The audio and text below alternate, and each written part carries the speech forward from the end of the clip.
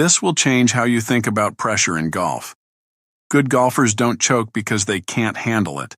They struggle because real conditions expose what's untrained: identity, focus, and the inner conversation.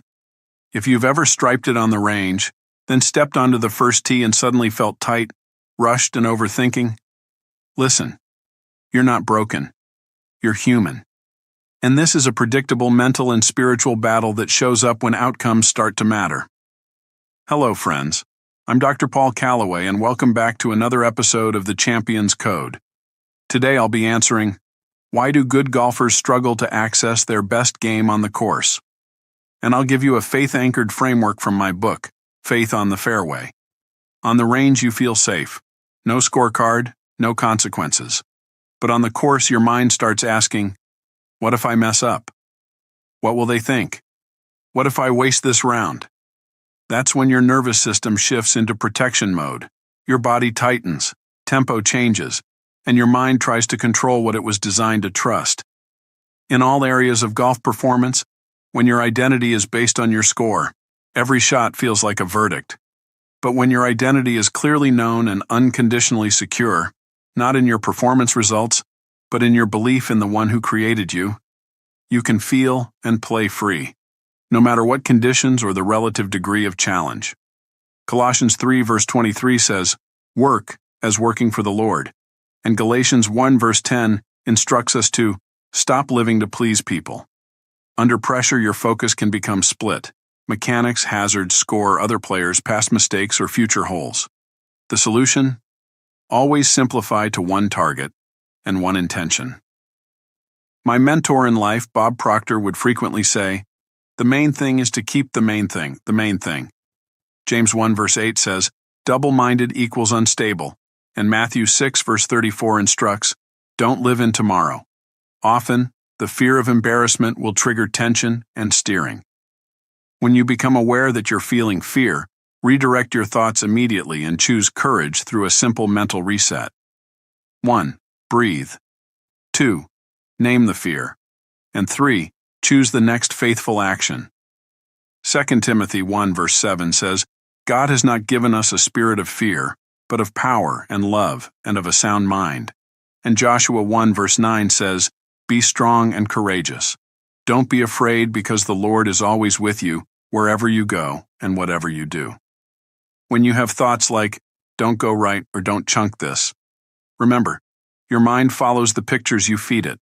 So speak new life into your mind by rehearsing truth, and use faith-filled autosuggestion. Proverbs 18 verse 21 says, the tongue has the power of life and death, and those who love it will eat its fruit. And Romans 12 verse 2 instructs us, do not conform to the pattern of the world, but be transformed through the renewing of your mind. And when you don't have a repeatable process that you can return to and depend on, then you can start rushing, guessing, and reacting.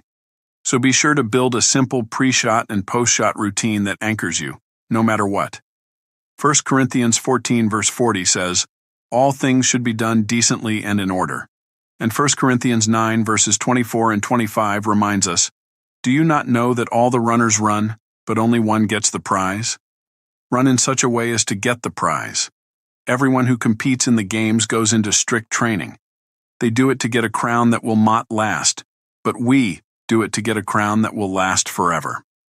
Mackenzie was a junior golfer I coached who was genuinely a good, solid ball striker.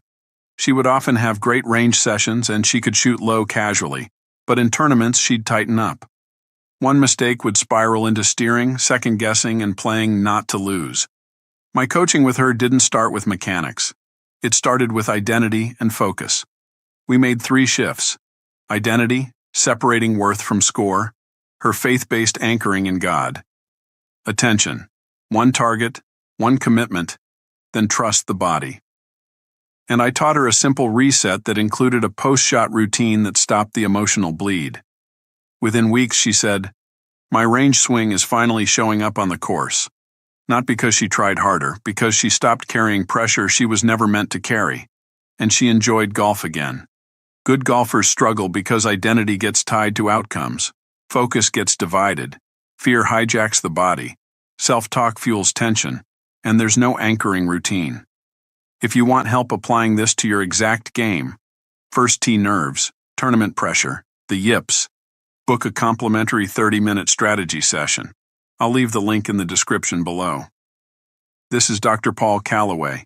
Thanks for tuning in, and I look forward to seeing you back for the next episode of The Champion's Code. You have the drive, but are you missing the foundation? At Limitless Success Mentoring, we help entrepreneurs, athletes, and professionals achieve the extraordinary. Dr. Paul Calloway uses faith-based principles and proven success laws to help you break through barriers and find your true identity. It's time to stop striving and start building from abundance. Visit limitlesssuccessmentoring.com today to get started.